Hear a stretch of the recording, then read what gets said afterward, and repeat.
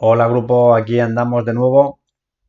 Vamos a comenzar en esta ocasión creo que son el apartado 4 y 5, ¿vale? En este caso nos referimos a la contaminación sobre el medio acuático, sobre la hidrosfera y a la contaminación de los suelos. Venga, vamos a ver. Correcto, por ahí lo tenemos. Venga, continúa la fiesta. Impactos negativos sobre la hidrosfera. Venga, a ver, ¿qué se nos ha ocurrido para... Ya le hemos dado por saco a la atmósfera, ¿qué se nos ha ocurrido para darle por saco a la hidrosfera? Bueno, como siempre, las actividades humanas afectan a la hidrosfera y aquí nos van a dividir en tres grandes epígrafes. El primero, podemos provocar cambios o podemos provocar impactos que provoquen cambios en las propiedades del agua.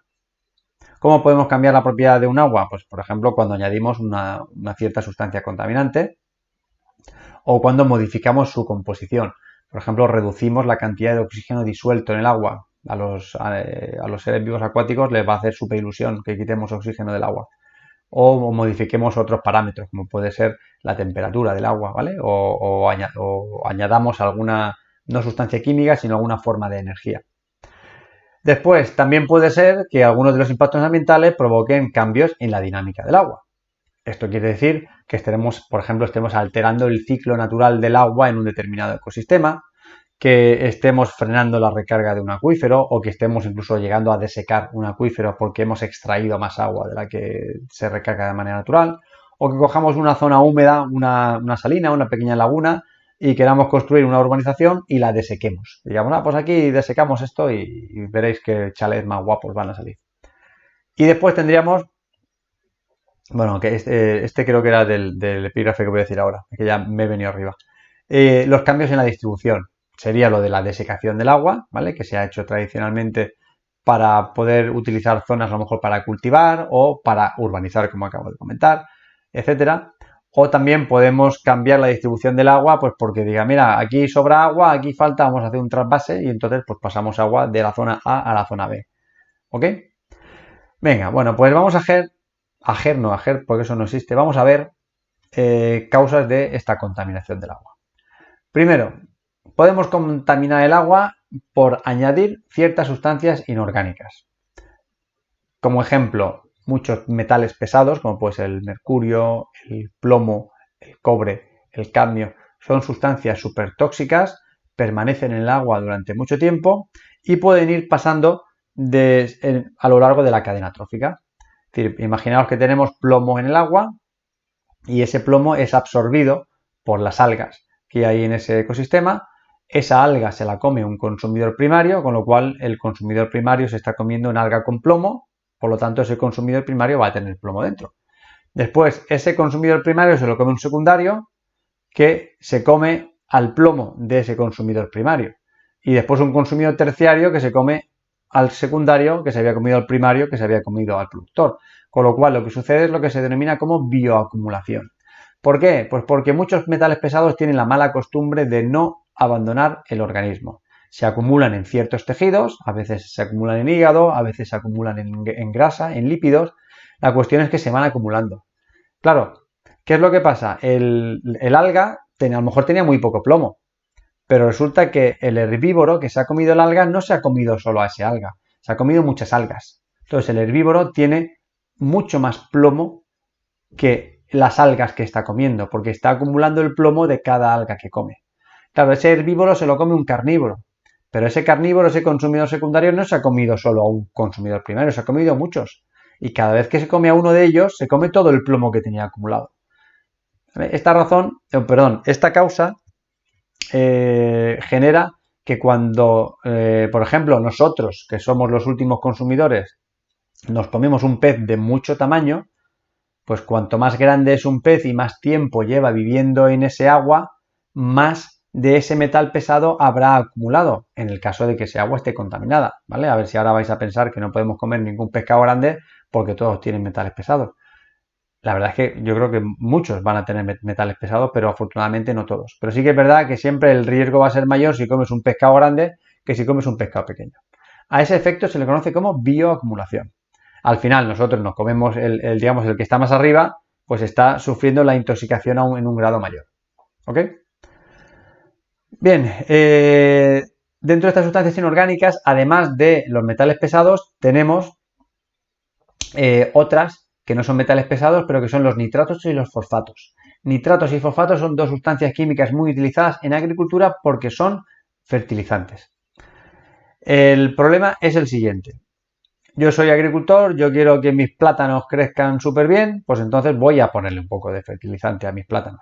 El problema es que probablemente mis plátanos igual necesitaban 2 gramos de fertilizante por cada metro cuadrado y yo como no me fío mucho del envase y he escuchado que fulanico en vez de 2 le pone 4, pues yo le pongo 4. ¿Cuál es el problema? Cuando yo estoy poniendo un exceso de fertilizantes en el suelo, cuando yo riego y ese fertilizante se diluye en el agua, una parte del fertilizante va a ser atrapado por la planta y va a hacer que crezca más, que es lo que yo quiero, pero la parte que la planta no absorbe es arrastrada con ese agua que yo he utilizado para regar. Con lo cual lo que sucede es que al final el exceso de fertilizante se va infiltrando en el suelo y puede ir a parar a un acuífero o puede ir a parar, imaginaos que eso al final termina por ir a parar a un río o termina por ir a parar a un lago. Ese exceso de fertilizantes va a provocar un fenómeno que se conoce como eutrofización de las aguas, que lo tenéis aquí en el cuadrito este verde de la izquierda. ¿Vale? Entonces, ¿qué es lo que pasa? Cuando esos fertilizantes llegan a ese agua, lo que hacen es que aumentan la cantidad de nutrientes de ese agua, porque esos fertilizantes no dejan de ser nutrientes. Entonces, cuando tú enriqueces un agua en nutrientes, ¿qué es lo que va a pasar? Que se va a producir una proliferación de algas. Esos nutrientes son buenos para las algas y entonces en ese agua, he dicho 2 veces, entonces es una cosa muy rara. Entonces, lo que sucede en ese agua es que proliferan las algas, pero de una manera descomunal. Claro, cuando esas algas hayan agotado ese fertilizante, van a morir. Cuando esas algas mueren, ¿qué es lo que sucede? Que se van a descomponer, porque eso va a ser un festín para los descomponedores que se van a encontrar ahí a un montón de algas muertas que van a decir, esto es una party, ¿vale? Y entonces empiezan los descomponedores a comerse esas algas, pero claro, cuando el descomponedor descompone, consume oxígeno. Si en vez de tener esta cantidad de descomponedores tenemos esta, ¿qué pasa? Que dejamos el agua sin oxígeno, o no sin oxígeno, pero sí que le quitamos mucho oxígeno al agua. ¿Qué sucede cuando disminuyes la cantidad de oxígeno disuelto en el agua? Pues que esa disminución provoca la pérdida de la transparencia del agua, hace que el agua se vuelva turbia y hace que muchos peces vayan a morir simplemente porque no pueden respirar. Entonces, la eutrofización de las aguas termina por provocar al final una destrucción del ecosistema. Si queréis investigar un poquito, buscad eutrofización del Mar Menor. El Mar Menor es una laguna que tenemos en la provincia de Murcia, ¿vale? En la zona de La Manga, es una laguna costera en la que, bueno, pues por todo el cultivo agrícola que se hace en zonas circundantes como los alcázares o etcétera, donde hay una agricultura bastante importante, el exceso de todos esos fertilizantes va a parar al final al Mar Menor y eso, bueno, como si ponéis Mar Menor antes y después o alguna cosa de esta, vais a ver imágenes que dan ganas de llorar, ¿vale? De cómo un ecosistema que era una maravilla hoy día está, vamos, que da pena verlo. Y tanta pena da verlo que, bueno, pues se hizo viral hace un tiempo y espero pues, que el gobierno de Murcia o el gobierno que corresponda ponga cartas sobre el asunto, tome cartas sobre el asunto e intente poner remedio. Venga, más energías. A ver, hemos dicho las sustancias inorgánicas. Contaminación por sustancias orgánicas. Bueno, aquí es algo parecido.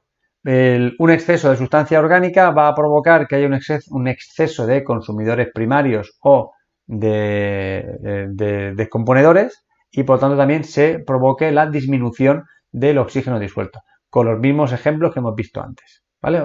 Con las mismas consecuencias. Pasa que antes era por sustancias inorgánicas y ahora va a ser por sustancias orgánicas. Al final lo que estamos provocando es un envenenamiento de ese agua y por lo tanto de la muerte de fauna y flora que allí habite. Energías contaminantes. Sí, chicos, también podemos contaminar el agua con energías. Contaminar el agua por energías puede ser algo tan simple como verter agua caliente a un río. Imaginaos que tenemos, y podéis pensar, a ver, ¿quién echa agua caliente a un río? Pues mira, la respuesta es muy sencilla. Imaginaos que vosotros sois una industria que estáis cerca de un río y para vuestro proceso productivo necesitáis mantener frío una determinada zona, con lo cual vais a utilizar un sistema de radiadores, de un intercambiador de calor, en el que tú vas a meter agua fría por un sitio, eso va a enfriar una zona que está caliente y por lo tanto lo que va a salir de ese circuito va a ser agua caliente. Tú coges agua del río y devuelves agua al río. El agua no ha entrado en contacto con tu producto, no se ha contaminado, pero ha entrado fría y ha salido caliente. Si tú estás continuamente echando agua caliente a un río, sorpresa, el agua del río también se calienta. Entonces, ese agua del río más caliente puede provocar que la fauna y la flora no lo soporte y se muera. Tan sencillo como eso. Además, el agua caliente puede tener menos cantidad de oxígeno disuelto. Así que, pues lo mismo de antes. Si el agua caliente, además de por la propia temperatura, hace que ese agua sea más pobre en oxígeno, pues va a provocar que los peces se puedan asfixiar. Más tipos de energía, pues en este caso podrían ser, yo que sé, radiación, un escape de agua radiactiva de una central nuclear. Eso ya son palabras mayores. ¿De acuerdo? No porque sea peor el efecto, sino porque puede durar más tiempo, porque sabéis que la radiactividad se tira durante miles de años emitiendo. O también podríamos tener algo a lo mejor menos dañino a simple vista, como puede ser la radiactividad, que pueden ser los sonidos. Se sabe que el tráfico de barcos que circulan por todos los mares y océanos del mundo es tan grande que eso provoca unos ruidos, unas vibraciones bajo el agua que desorienta a muchos seres vivos. Hay muchos animales como los cetáceos que para orientarse utilizan ultrasonidos y que esté habiendo tanto ruido los puede desorientar y por eso muchas veces algunas de las, yo que sé, de las ballenas o delfines que se pueden quedar varados en la orilla se produce realmente porque los pobres estaban completamente perdidos y es porque hay tanto ruido en el mar que como ellos necesitan el sonido para orientarse, pues se desorientan. Y por último tendríamos los contaminantes de tipo biológico. En este caso no nos referimos a materia orgánica, nos referimos a seres vivos. Cuando el agua recibe seres vivos, que pueden ser virus, bacterias o protozoos, metemos a los virus aunque no sean seres vivos como tal. Bueno, pero bueno, estos virus, bacterias o protozoos que pueden estar presentes en las aguas residuales domésticas pueden provocar una gran cantidad de enfermedades transmisibles, como puede ser el cólera, como puede ser la malaria, como puede ser el paludismo, como puede ser el tifus, como puede ser un montón de historias. ¿Ok? Bueno, pues fijaos cuántas mierdas le podemos hacer también a la hidrosfera. No he comentado esta foto que vemos aquí arriba, pero sí tenemos un nuevo continente que es una gran isla de basura, isla de plástico, que está localizada en el Océano Pacífico, no porque se haya echado ahí ese plástico, sino porque las corrientes marinas lo han llevado ahí y ahí se va acumulando. Ya no sé qué tamaño tendrá. Aquí no sé si nos dice algo, pero bueno, lo que pudiera decir en el libro estará súper anticuado, con lo cual, si también tenéis curiosidad, poned isla de plástico del Pacífico y bueno, os va a salir una cantidad de kilómetros cuadrados impresionante. Para que os hagáis una idea, España, como país, tiene 500.000 kilómetros cuadrados de superficie. Así que mirad a ver el tamaño que tiene la isla y podréis ver cuántas veces más grande que España es esa isla de plástico. Solución, reducir el consumo de plástico. Y si no lo reducimos, por lo menos reciclarlo. Pero bueno, esos son otros apartados que veremos después. Venga, nos vamos al apartado 5, impacto sobre el suelo. Venga, chicos, ¿qué le podemos hacer al suelo? Pues echar porquería de todo tipo. El suelo, como hemos dicho, es un recurso natural y como tal se puede estropear. En este caso podemos erosionarlo, podemos disminuir su calidad, podemos disminuir su fertilidad o podemos directamente, ese móvil es mío, o podemos directamente eliminar ese suelo. Todos estos procesos conducen al final a un proceso que se llama desertificación. Aquí tenemos dos conceptos. Uno, desertización y otro, desertificación. Voy a quitarle el sonido para que no nos moleste más. Ok. La diferencia entre desertización y desertificación es que aunque el fin es el mismo, convertir una zona en desierto, las causas no. La desertización sería un proceso natural, sabéis que a lo largo de la historia de la Tierra los climas han ido cambiando, mientras que la desertificación es la transformación de un ecosistema en desierto por causas humanas. Es decir, la desertificación tiene origen humano. ¿Qué ¿Cómo podemos llegar a esa desertificación? Bueno, pues aquí tenemos unas cuantas fotos que nos ayudan a entenderlo. Primero, impactos que favorecen la erosión del suelo. Cuando nosotros, en esta imagen de la izquierda, talamos una serie de bosques, por ejemplo, y no plantamos nuevos árboles, ¿qué es lo que pasa? Que dejamos la zona completamente pelada. La vegetación tiene un efecto y es que protege al suelo de dos maneras.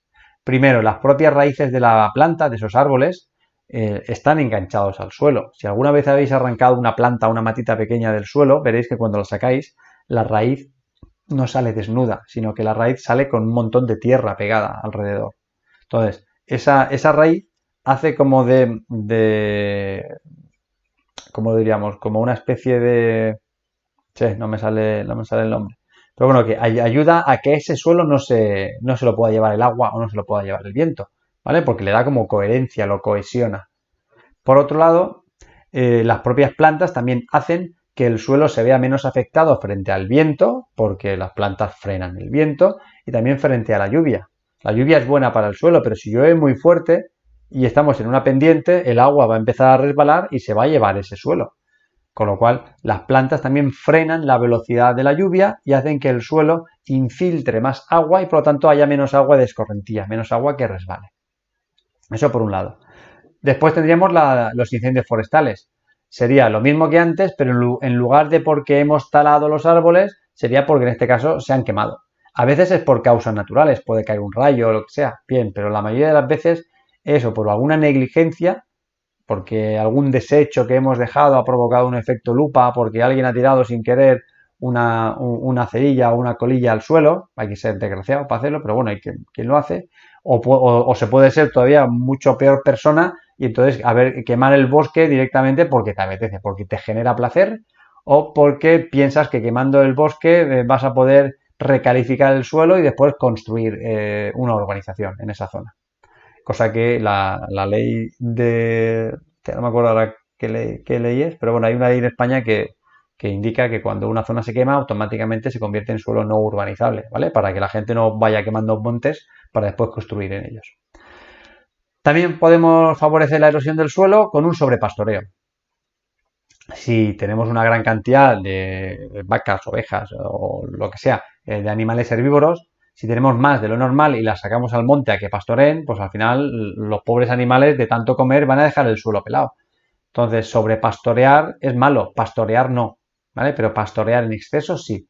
Y sería porque tendríamos más cantidad de animales de los que, digamos, ese ecosistema podría admitir. De animales herbívoros me refiero. ¿Vale? Después, impactos que van a afectar a la calidad o la fertilidad del suelo. La contaminación. Lógicamente, cualquier basura que tiremos va a poseer una serie de sustancias químicas que son ajenas a ese suelo y que estamos añadiendo. Pueden ser plásticos, pueden ser ciertos líquidos, pueden ser maderas, pueden ser restos yo que sé, de pinturas, de cualquier historia que tiremos. Los residuos tienen que ir donde tienen que ir. Primero tienen que intentar separarse y después los que no, pues tienen que ir a una zona que esté tratada para ello, a un vertedero que esté controlado. ¿Ok? Sobreexplotación del suelo. Cuando yo intento cultivar durante mucho tiempo y obteniendo el máximo beneficio posible pues a una cierta especie, ¿vale? Da igual que sea un cereal, que sea una especie de regadío, de secano, lo que sea. Al final, el suelo, si tú plantas mucha vegetación y lo haces de manera intensiva, lo que vas a conseguir es que el suelo se quede sin nutrientes. Claro, para intentar que esto no suceda es cuando añadimos los fertilizantes. Y como los añadimos, como no los tenemos que añadir, pues nos pasan lo de la eutrofización que hemos visto antes. Había una técnica tradicional que os habrán explicado en historia, que era la técnica del barbecho. Cojo esta zona, la pongo en cultivo durante 1 año, 2 años, 3 años y cuando yo considere que ya baja un poco la producción, me voy a otra zona y esta la dejo descansar. Y durante ese tiempo de descanso, pues el suelo se puede ir nuevamente, pues ir acumulando esos nutrientes. Pero como hoy lo que prima es lo que prima, pues claro, dejar una zona en barbecho es como perder una zona de cultivo. Y lo que hacemos es, digamos, sobreexplotarlos.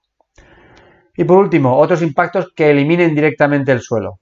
Bueno, pues voy a construir una carretera. Pues donde hoy hay asfalto, antes había suelo. Un suelo fértil con sus planticas, con sus cosas. Donde hoy hay un embalse porque queremos almacenar agua, pues antes había un bosque a lo mejor, o había un pueblo y un bosque, y ahora tanto uno como otro se han quedado bajo el agua.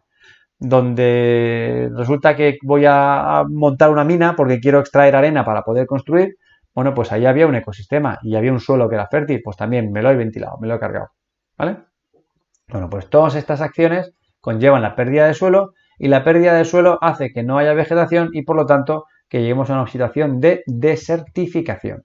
Recordad, no confundir con desertización, que es natural, y desertificación, que sería la causada por el ser humano. Ok. Bueno, pues lo dejamos aquí. Este vídeo creo que es un poquito más cortito que los otros, pues mejor que mejor. ¡Hala! Hasta luego.